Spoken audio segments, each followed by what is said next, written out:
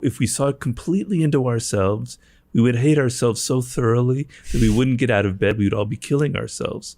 You do need a degree of illusion. You do need a degree of self-esteem and confidence, right? And what happens is, it's kind of like an internal thermostat.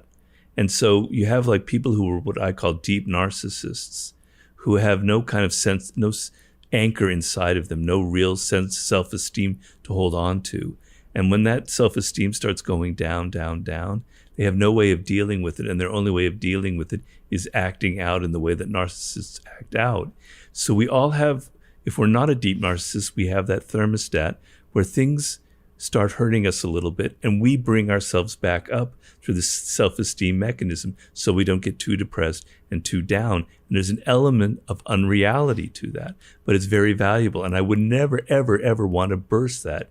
You need a degree of illusion in your life. It's very important.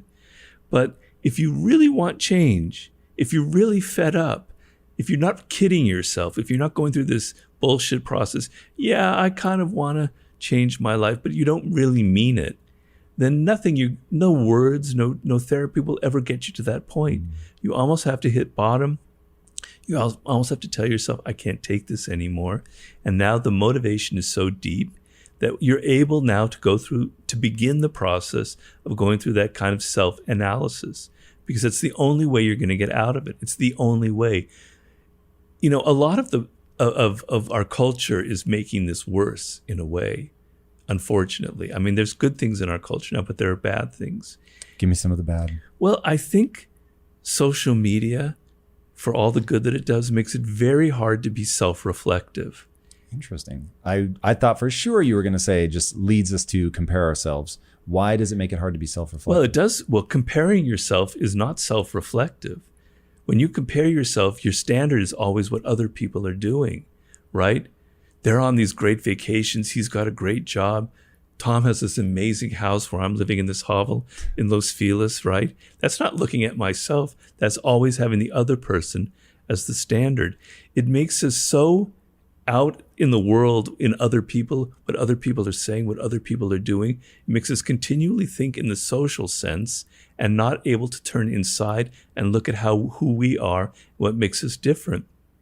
We're so attuned to what's cool, to what other people are doing out there, to what other people are saying, that we lose a kind of an intuitive grasp of who we are, right? So the psychologist Abraham Maslow talked of impulse voices. He said that a child of 1 year old has this impulse voice that says, I like this fruit, I don't like this fruit, I'm going to throw it away, right?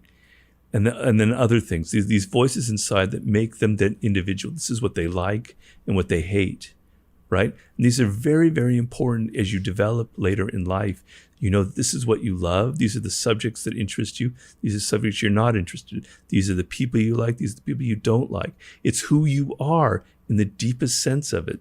It's what I call your primal inclinations. It's you at its core.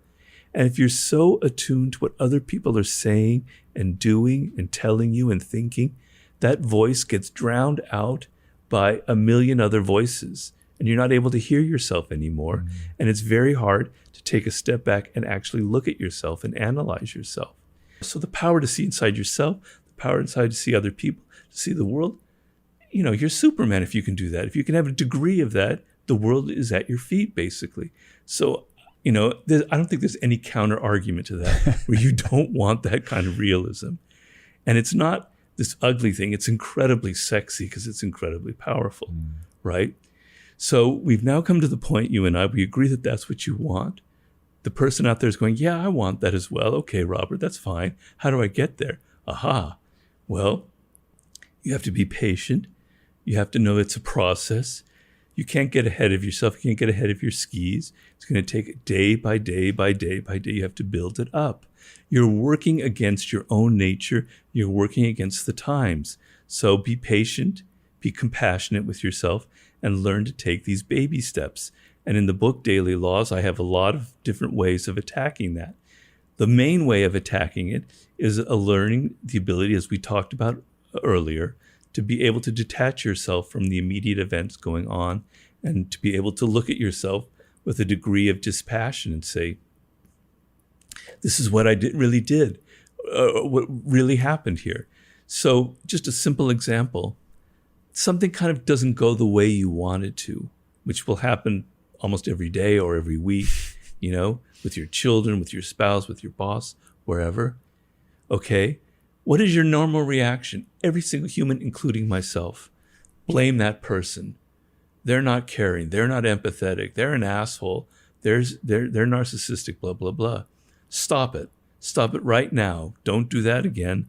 Step back and say, what did I do? Okay? If that person is toxic, why am I involved with them? There's something wrong about me.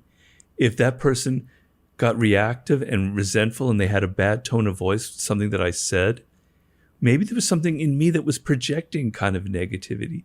Maybe my own mood was kind of creating this atmosphere that made them react that way.